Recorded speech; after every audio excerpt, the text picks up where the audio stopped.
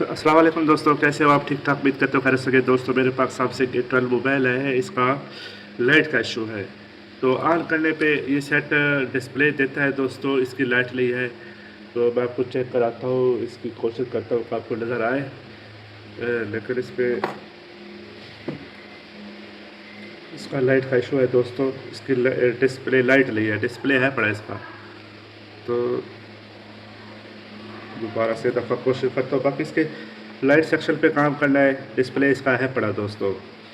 तो चार्ज लगा के मैं दोबारा से कोशिश करता हूँ कि आपको अच्छे से दिखा सकूँ। तो इस पे नज़र नहीं आ रहा दोस्तों। तो इसके लाइट सेक्शन पे काम करना है, इसका डिस्प्ले ओके है। मज़ीद मैं आपको चेक कराता हूँ इसके वोल्टेज, ठीक है दोस्तों। अच्छा दोस्तों, मीटर को 20 वोल्टेज पे लगाना है और इसके वोल्टेज चेक कराता हूँ आपको एनोड के, वीपीएस के और जो 5 वीएसपी वीएसएन होते हैं वो। तो यहाँ पे मैंने केबल निकाली और दोबारा केबल लगाई। तो यहाँ पे एनोड के वोल्टेज चेक करते हैं कितने आते हैं। एनोड के वोल्टेज दोस्तों कुछ भी नहीं आ रहे, एनोड के कुछ भी नहीं आ रहे। तो या तो फिर मोबाइल ऑन है या दोबारा से दफ़ा मैं बैटरी निकाल के लगा के चार्ज लगा के दोबारा से वोल्टेज चेक कराता हूँ।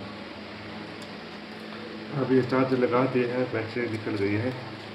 तो इस तरह आपको अंदाज़ा हो जाएगा कि आपके एनोड की लाइन ओके है या नहीं।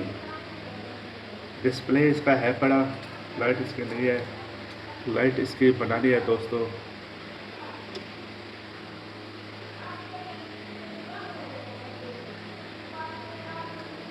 ये लगाया मैंने चार्जिंग पे। तो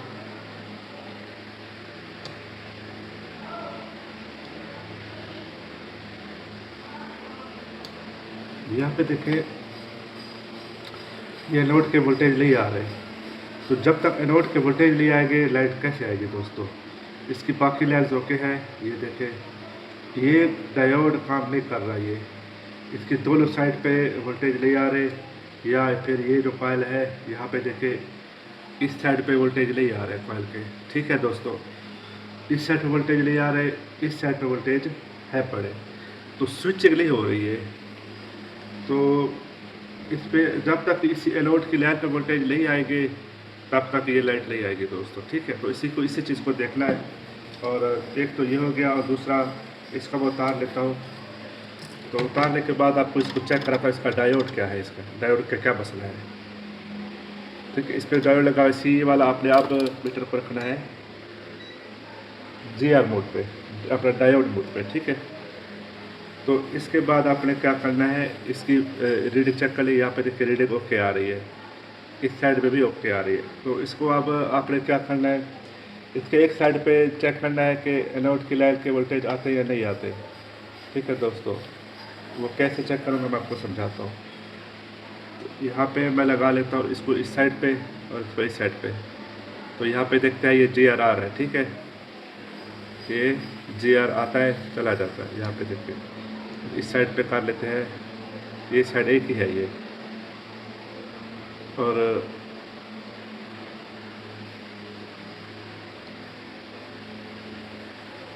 यहाँ पे इसकी रीडिंग आ रही है दोस्तों, नहीं आ रही। इस साइड पे देखते हैं कितना आता है इसका GR। यहाँ पे देखिए 892, और इस साइड पे देखते हैं कितनी आती है। तो यहाँ पे मैं ब्लेड यूज़ कर लेता हूँ। अब दिखाता हूँ आपको दोस्तों।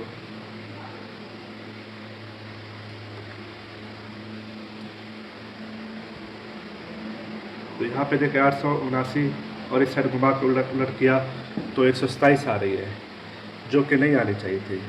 तो मतलब इसका ये है कि ये डायोड ख़राब है आपका।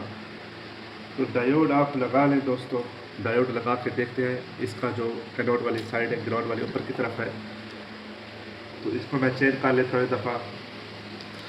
तो इस पर जो M लिखा होता है डायोड पे, या इस तरह का डायोड होता है, वो आपने रिप्लेस करना है, CE वाला। बाकी वोल्टेज चेक कराए थे मैंने, वोल्टेज जो कि नहीं आ रहे थे इसके।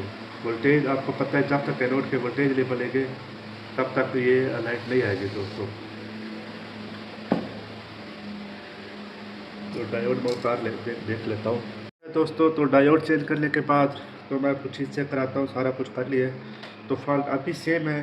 और इसमें आपको एनोड के लाइन की ये रीडिंग चेक कराता हूँ। यहाँ पे देखें, अब मैंने इसको इस पे रखा है, बजर बोर्ड पे रखा है, ये देखें, ठीक है, ये बजर बोर्ड है। तो यहाँ पे देखिए कि इस पर रीडिंग आ रही है, इस पर रीडिंग नहीं आनी चाहिए, ठीक है। और यहाँ पे भी दिखाता हूँ आपको, यहाँ पे भी देखिए रीडिंग आ रही है। तो ये कैपेसिटर है, ये ग्राउंड है, और यहाँ पे देखिए ये रीडिंग आ रही है। तो कहने का मतलब ये है कि इस तरह का जो फॉल्ट होता है, ये जो कैपेसिटर लगे होते हैं इनमें एक कैपेसिटर लीक हो जाता है। अच्छा, मैंने ये शीट उतारी है, तो ये नीचे वाला कैपेसिटर रिमूव हुआ है, तो उसको मैं रिप्लेस कर लूँगा बाद में। तो यहाँ पे भी मैं आपको चेक करा देता हूँ इसका फॉल्ट। यहाँ पे देखें कि इस पर भी 162 GR आ रहा है। तो ये बजर मोड पे GR बिल्कुल नहीं आना चाहिए। बजर मोड पे GR ना आने की मैं आपको समझाता हूँ, ये उतार लेता हूँ और आराम से आपको समझाता हूँ। तो दोस्तों मैंने ये कैपेसिटर एक साइड पे कर ली है। तो अब यहाँ पे आपको मैं GR चेक कराता हूँ। GR नहीं चेक कराता, वही बजर मोड पे रखा हुआ है, ये देखें। तो यहाँ पे आप चेक करते हैं, ये देखें, अब इसकी रीडिंग ख़त्म हो गई है। अब इस पे भी चेक कर लेते हैं, इस पे बीप आ रही है। तो ये वाली साइड तक 29 है। तो ये कैपेसिटर इससे ज्वाइन हो गया क्या, ये नहीं हुआ। तो अब यहाँ पे देखें कि इस कैपेसिटर पे GR नहीं आ रहा, पहले GR आ रहा था। तो इसको दोबारा से मैं लगा के देखता हूँ नीचे कि GR इस पे आता है, ये देखिए इस पे आ रहा है GR। इसको ऊपर कर देता हूँ और इसको नीचे करके इसके ऊपर चेक करते हैं, GR आता है। यहाँ पे देखिए GR नहीं आ रहा, मतलब ये कैपेसिटर ख़राब हो चुका है। तो इसको आराम से एक साइड पे कर लेता हूँ। तो ये वाला जो कैपेसिटर लगा है, इसको लगा के इस पर मैं दोबारा कैपेसिटर रिप्लेस कर लूँगा ये, क्योंकि प्रोटेक्शन में काम करते हैं ये। तो ये कैपेसिटर रिप्लेस लाजिम करनी चाहिए, ये मैं बाद में कर लूँगा।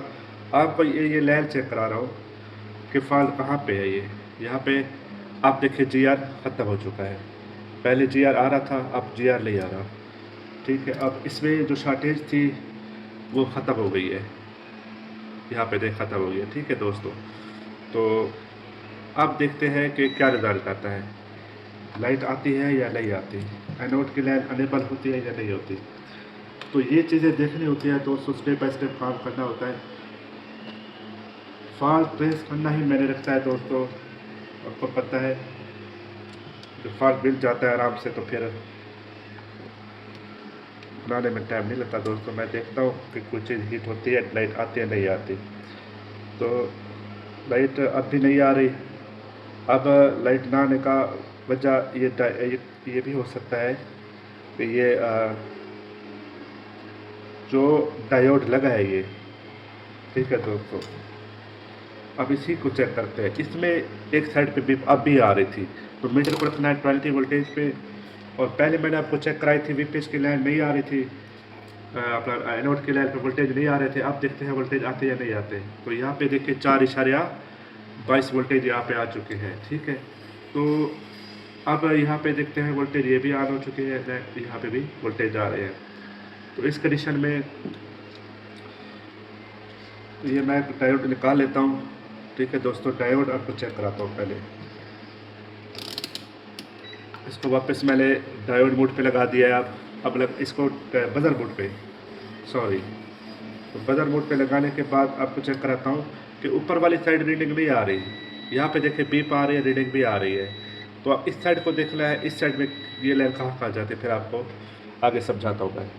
तो इस लाइन में दोस्तों देखना है कि ये लाइन कहाँ पे क्या मसला दे रही है, तो इसको भी ओके करना है दोस्तों। तो इसमें ये है कि एक डायोड देखना है, एक चीज़ उठा के देखनी है आपने कि आपको फॉल्ट कहाँ पे क्या मिलता है, ठीक है।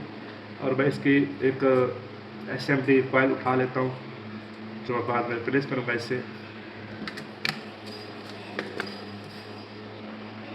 अच्छा, इस लाइन में जो कैपेसिटर आते हैं उनको भी देखना है कि वो उसमें तो लीकेज नहीं है, ठीक है दोस्तों। तो ये कैपेसिटर है, यहाँ पे देखिए 29 आ रहा है। तो ये बीप दे रही है। अब कॉइल ख़राब हो सकती है, कॉइल को उतारेंगे, एक एक चीज़ करके उतार के देखेंगे कि शार्टेज कहाँ पे ख़त्म होती है। अब ऊपर वाली साइड ओके हुआ है, नीचे वाली साइड में शार्टेज है, इसको भी क्लियर करना है दोस्तों।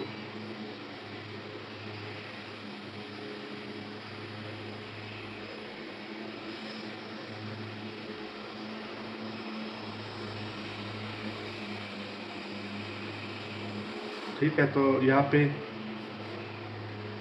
ये मैंने उतार लिया है। अब देखते हैं क्या रिजल्ट आता है। इसमें लाइन शार्टेज ख़त्म हुई है या रहती है। आप देखें यहाँ पे कोई शार्टेज नहीं आ रही। ठीक है, तो लीकेज जो थी इस पर बीप आ रही है।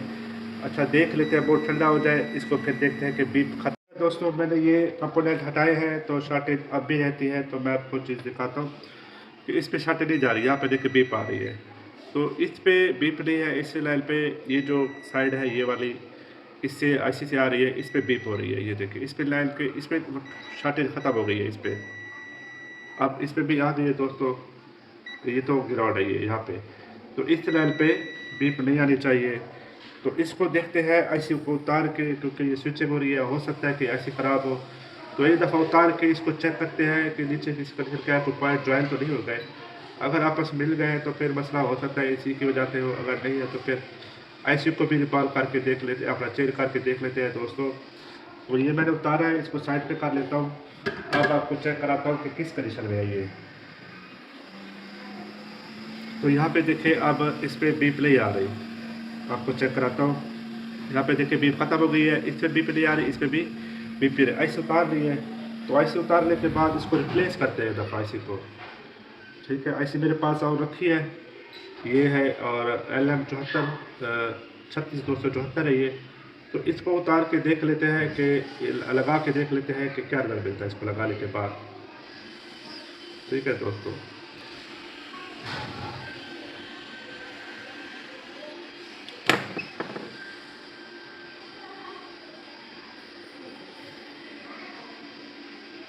तो ये लग चुके हैं दोस्तों। लगने के बाद इसका रिजल्ट चेक करते हैं क्या मिलता है। आप देखिए इस पर कोई रीडिंग नहीं आ रही। ठीक है, इस पर भी कोई रीडिंग नहीं आ रही, इस पर भी कोई GR नहीं आ रहा। तो मतलब ये जो आईसी है ये डिस्प्ले तो दे रही थी, लेकिन ये शार्ट हो गई थी। ये इसको रिप्लेस किया है। अब ये सारी चीज़ें जो मैंने इधर उधर की है इसको दोबारा से लगा लेते हैं और देखते हैं ये क्या रिजल्ट मिलता है इनको लगाने से। ठीक है, ये कैपेसिटर मैंने इधर उतारा था, कैपेसिटर को लगा लेता हूँ वापस। तो इसको इधर लगा लेते हैं। ठीक है दोस्तों, ये लगा लिया। अच्छा, इस पर एक कॉइल उतारी थी SMD वाली, वो लगा के देखते हैं ये छोटी है या ये बड़ी ही लगा लेते हैं।